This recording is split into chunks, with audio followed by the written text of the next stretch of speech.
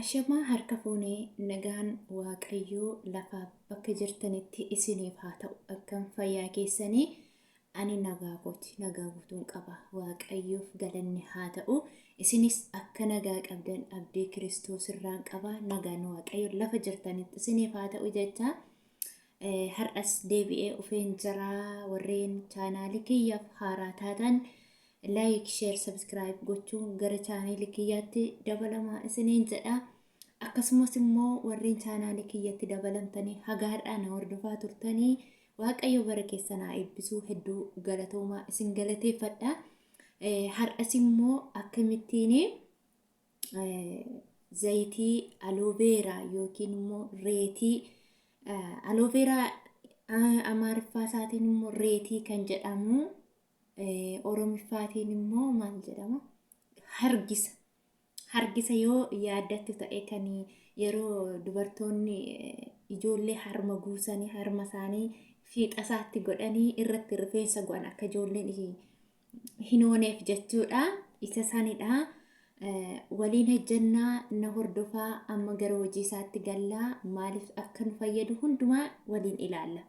Amma yeroo gara hojii isaatti gallu wantoota nu barbaachisa jennee keemikaala adda addaarraa firii kan ta'e rifeensa keenyaaf immoo bu'aa guddaa kan qabu yeroo gabaabaa keessatti jijjiirama agarsiisuu kan danda'u jennee itti yaadnu kunoo kanadha. Innis maal yoo jettanii alooveeraa yookiin immoo hargisa isa jedhamu biyya keenyatti jechuudha. Afaan Amaaraatiin immoo reetii jedhama. Kunoo kana fakkaata. Ani amma erga biteeti torbanii olidha. Garuu firiijii keessa gastiriitti xaxee gastiriitti godhee firiijii keessa kaawwadhee homaa tokkollee hin jijjiiramne magariisuma isaatu taa'a. Guyyaa guyyaa ani rifeensa kiyya miiccadhu itti fayyadama. Akkasumas immoo yeroo itti fayyadama isaa kunoo qarqara isaarraa akka qoree wayii ni qaba. Qoree ishee haala kanaanii akkasitti irraa kaaftu. Bakka baay'ee gatii isaa rakasaa kan ta'edha.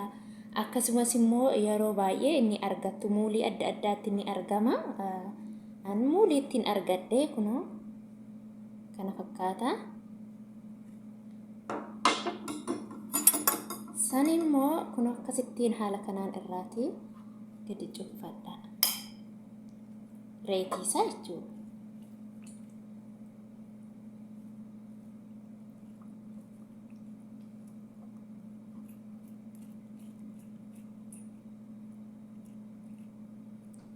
Yoo barbaadanis immoo zayita faana waan ta'eef rakkoo tokkollee hin qabu yoo qola isaa faana kukkuttanillee jechuudha. Garuu keessa isaatu irra faayidaa guddaa nuuf qaba. Keessa isaa haala kanaan akkasitti quncifachuu nu wayya. Kunoo amma irraa kaasee duugeetiin xumureetiin jira. Kunoo kana fakkaata. Haala kaameraa badaa naamni galme natti fakkaate. Kunoo egaa kana fakkaatee baay'ee tokko bareedaadha dhugaadha. Kunoo kanammoo akka ciccitutti immoo saayinaa biriddistiitti naqanna. Amma haala kanaanii biriddistii barbaaddanii qopheeffattu. Ani egaa kunoo akkasitti qopheeffadhee kanoo kana fakkaata. Kanammoo akka inni ciccituuf immoo biriddistii kanatti naqadha jechuudha.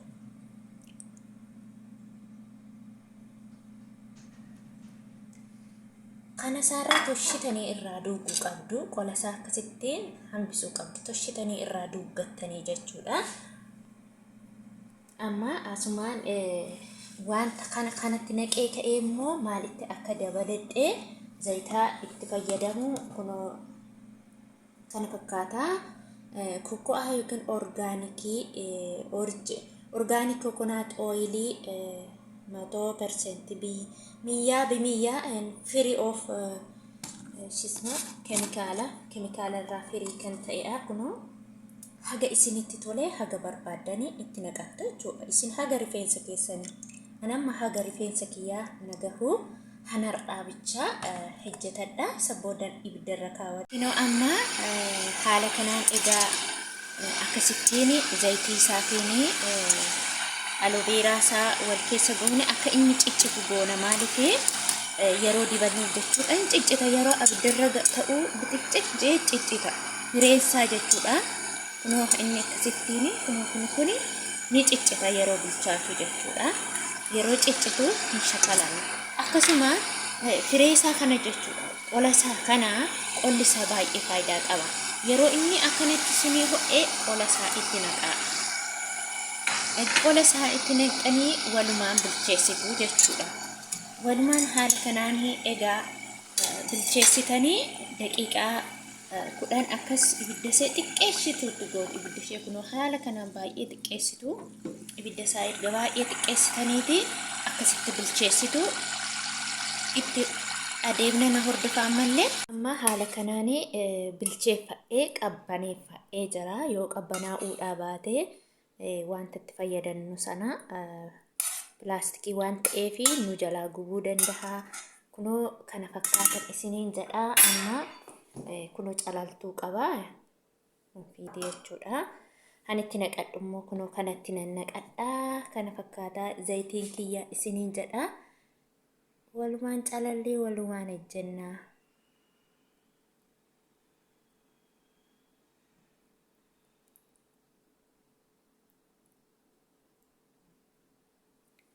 Kunoo asittillee homaa tokkollee keessatti hin hafne. Kunoo kana fakkaata. Hundisaa nyaatee fixeera jechuudha. Inni guraan gurxii qaba jechuudha. Amma kunoo kanatti naqadha. Kaameraan waan xiqqoo namnaa qabu hin jirreef itti naqadhee deebina. Kunoo itti naqadhee guuteeyyuu irraa naa hafee jira. Kunillee illaa haftee jirti. Amma itti dibadheetanii nan isin argisiisa. Na wajjiniin ta'a viidiyoon kiyya yoo isinitti tole like, share, subscribe gochuu akka hin daganne. Jaalatamtoota kiyyaa kunoo deebi'een dhufeen jira. Amma dibadheetaniin isin argisiisa. Marraa akka jenne akkatti hunduma isaanii waliin ilaaltaniitu jedhee yaadeen jira. Amma dibadheetaniin nan isin argisiisa. Yeroo gabaabaa fi iyyoo keessatti baay'ee rifeensa keenya dhugaa baay'ee bu'aa guddaa qaba. Rifeensa lallaaffisuun akkasumas immoo rifeensa qarqarrisaa firee lama nu jalaatu. Fireemti tokko qarqara isaatti firee lama ta'eetiin nura rakkisaa ture. Har'a kunoo aloe vera kanaa fi coconut oil originalii firii keemikaala kan ta'e coconut oiliin baay'ee faayidaa qaba. Viitaamin C qaba, viitaamin C K qaba. Bakka baay'ee tokko barbaachisaadha. Rifeensa keenyaaf gahee guddaa qaba. Baay'ee jijjiirama ni argisiisa. Dhugaadha baay'ee jijjiirama na argisiisee jira. Yeroo iyyoo keessatti jechuudha. Erga fayyadamuu jalqabeeti. Galata Waaqayyoon jedha. Isinis immoo akka itti fayyadamtaniitiin yeroo iyyoo keessatti rifeensa keessa yeroo hundumaa isin jalaa caccabee akkasumas bubbuqqa'ee kana yeroo iyyoo keessatti deeffachuu ni dandeessu isiniin jedha. Amma nan dibadha wanta tokko waananii ofii kiyya yaale malee akka isin yaaltanii yookiin immoo dibattanii isin hin barsiisu. Dibadhee yaalee isa booddee nan isin barsiisaa jechuudha. Yeroo hedduu zayita yeroon dibadhu kunoo haala kanaanii akkasitti hira. Maaliif zayitii akkasumatti camarmarree itti yoo dibannee faayidaa nuuf hin qabaatu. Yoo akkasumatti bicinciri itti goonatoo hin taane haala kanaanii akkasittiin hirree zayitaa keessa gashinaa rifeensi keenya baay'ee nuuf lallaaffisaa jechuudha. Zayitichi kunoo kana fakkaata.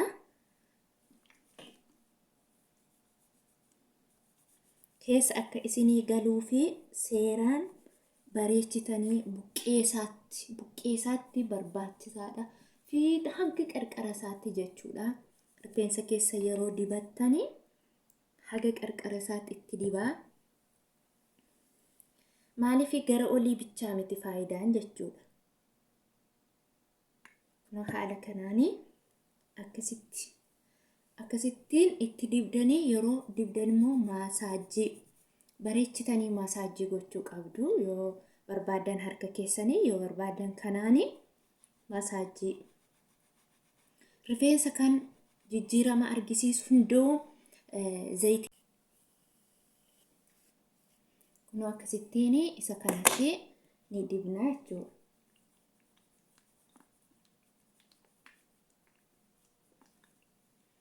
Waan tokkitti foolii kan jedhan tasan qabu. Dhugaa waaqaatii foolii kan jedhan tokkitti hin qabu. Abiddarra taa'ee alooveeraan immoo baay'ee tokko humaa tokko hidhee wayi humaa tokko illee hin jiru. Bushaan beektu miti akkuma bushaaniiti alooveerichi immoo jechuudha. Humaa tokko illee foolii hin qabu. Dibattanii isin iddoo barbaadan deemuu dandeessu. Ofitti yoo baay'isuu baattan. Akkasumas immoo miicuu yoo dhiistanis humaa tokko illee rifeensa keessanirra miidhaa tokko illee wanta geessisu hin qabu jechuudha. Zayitii isaati kan hojjetame. Yoo immoo alooveeraa isaa akkasumaan ofitti dibdanii wanta akkasii muuzii waan adda addaa wajjiniin dibdan garuu zayitii malee jechuudha. Humaa tokko rakkoo hin qabu, ni miiccattu.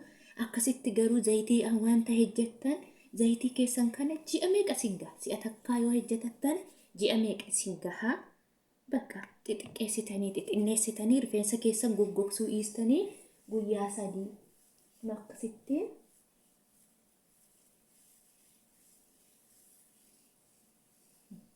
kas gootanii hanga qarqara isaatti.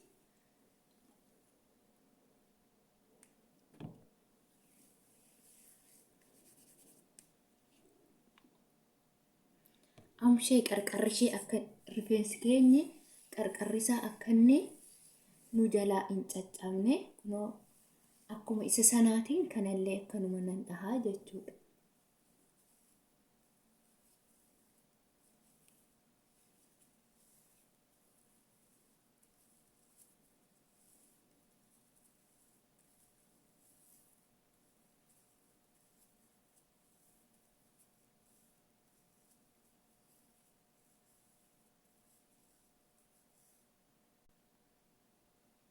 Kunoo hanga qarqara isaatti ooftu yeroo hundumaa hanga qarqara isaatti dhahadhaan.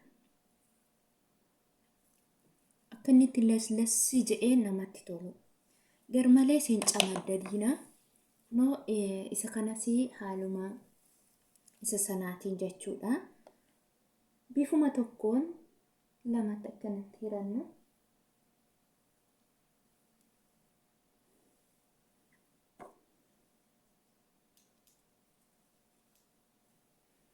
Kunoo egaa akkasitti hirree kanallee akkanuma.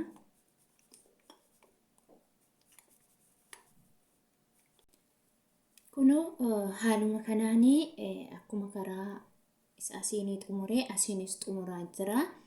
Viidiyoo immoo akka hin dheeranneef jechanii kukkuteen isinii waraabee maaliif viidiyoo ilaalanii xumuruutu irra faayidaa qaba malee irra nogonnogamuun xiqqoo haala yeroo keenya irratti hundi keenya hin beeknaa mana namaa jirra.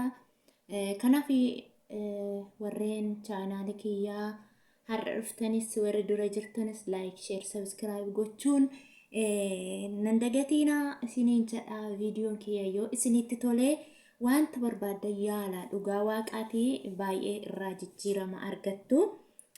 Kunoo haala kanaan xumureetaniin jira. Akka viidiyoon kiyya immoo isinitti tole immoo abdiin qaba. Namoonni zayitii dibattanii fakkeenya madaamiin isin faana hojjettu akkasumas immoo hojii bakkee deemtanii hojjettanii shaarbii ofitti gootan yoo ta'e galgala dibattanii ganama miiccattanii deemuu ni dandeessu. Warri immoo adii rakkoon qabu ijaaba ofitti gootan foolii tokkollee hin qabu. Galgala yeroo raftan dibattanii burxuuxatee bulaa rifeensi keessan hum tokkollee irra hin jiru boru yeroo deemtanii peestaaliitti hin go'iina. Peestaaliitti gootan xiqqoo foolii isin jalaa godhachuu danda'a. Haala kanaanii baay'ee bareeda. Yoo miiccanis yoo miiccuu baattanis jechuu barbaadeenii warri isinii mijate miica. Warri immoo hin mijattu jettan immoo dhiisuu ni dandeessu. Rakkoo tokkollee waan uumuun qabu faayidaa guddaa qaban doom yoo miicuu dhiisne irra faayidaa hedduu qaba jechuudha. Amma lafa naganaa tura gooftaan kun lafa jirtanitti isin wajjiniin haa ta'u turtii gaarii isinii hawaa hamma waa biraatii walitti deebinutti chaaw isinin jaalladhaa.